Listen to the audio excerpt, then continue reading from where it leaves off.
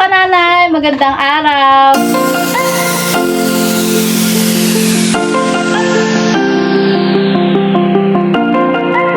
Ayan, ito na naman ako sa aking kusina, 'di ba? O, ayan, nagbabalik ang inyong kananay para mag-share na naman ng isa sa simple, masarap at masustansyang recipe. Ayan mga kananay, nag-ready na nga ako ng ating sibuyas. Ayan, at naghanda na rin nga ako. Eto. At ngayon nga po, ito ang ating iluluto ngayong araw, ang masarap na adobong sitaw. Ayan mga kananay, oh. Yan, ang ating lulutuin nga ngayon mga kananay. Kaya, babalikan ko kayo pagka natapos na akong maghiwa dahil kulang tong ating sibuyas pa. Kaya, mga kananay, babalikan ko kayo mamaya-maya lang ng kaunti.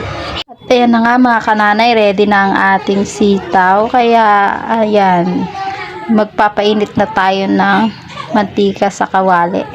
Ayan mga kananay, nagpapainit na nga ako ng kawali natin. Ayan na mga kananay, lalagyan ko na nga ng mantika ang kawali dahil mainit na. Ayan. Oops. Ayan, dahil mainit na ang ating kawali, pwede na natin ilagay ang sibuyas. Hintayin lang po natin yan na pumula. Ayan, pwede nang ilagay ang ating sitaw. Ayan. At haluin lang po natin ng konti.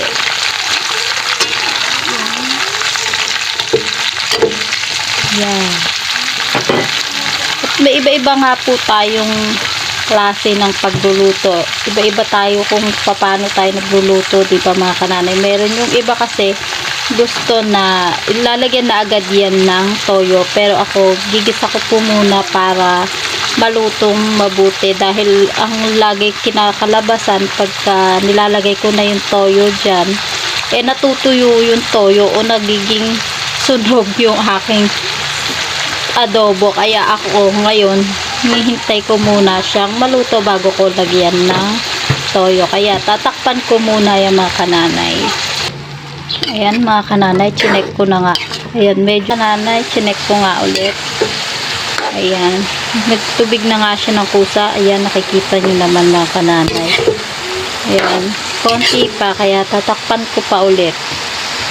Ayan mga kananay, luto na nga ang ating sitaw. Kaya pwede na nating ilagay ang toyo. Oops.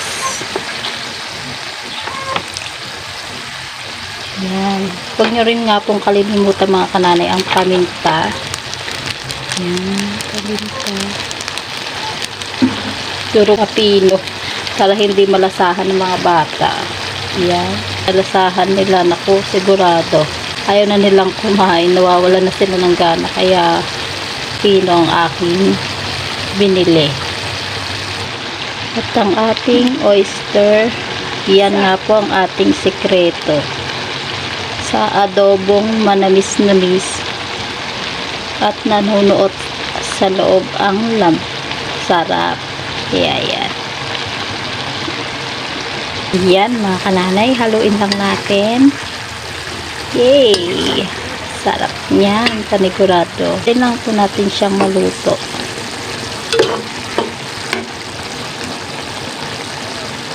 Hintayin na nga lang natin yan na baluto ng mabuti at pwede nang iserve ang ating adobong sitaw. Kaya wait na lang natin ulit.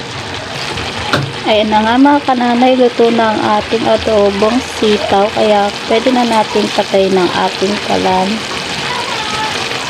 at pwede na rin tayong kumain mga kananay. At ayan na nga mga kananay, ang ating nilutong masarap na adobong sitaw. O diba mga kananay, napakasarap.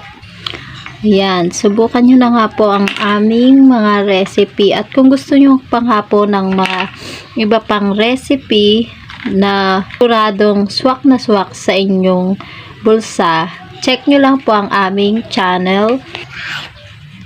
At kung bago nga po kayo sa aming channel, okay po, huwag niyo pong kakalimutan mag-like and subscribe. Bye-bye!